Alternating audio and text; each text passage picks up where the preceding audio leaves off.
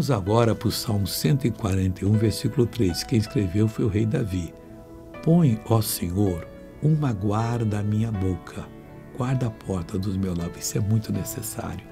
A gente, sem pensar, a gente extravia para um caminho do erro, confessando que os pecadores confessam. Eu também sou ser humano, né? Se um só, por que eu não vou sofrer? Não, você não vai sofrer, porque Jesus sofreu em seu lugar. E você tem que ensinar esse que sofre, que ele também não precisa sofrer mais, que Jesus sofreu por ele.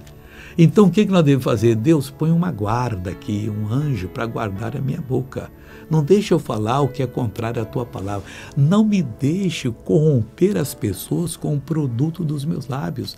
Eu vou ser uma pessoa abençoada. É o que Deus quer que você seja. Ele quer guardar a porta dos seus lábios. Então o inimigo não vai usá-lo mais. Mas você será uma bênção. Você será um levantador de pessoas caídas. Amém?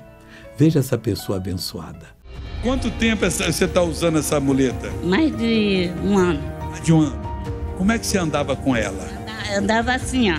Por causa do meu cotovelo aqui, ó. Tornozelo? É. Sem ela você não andava?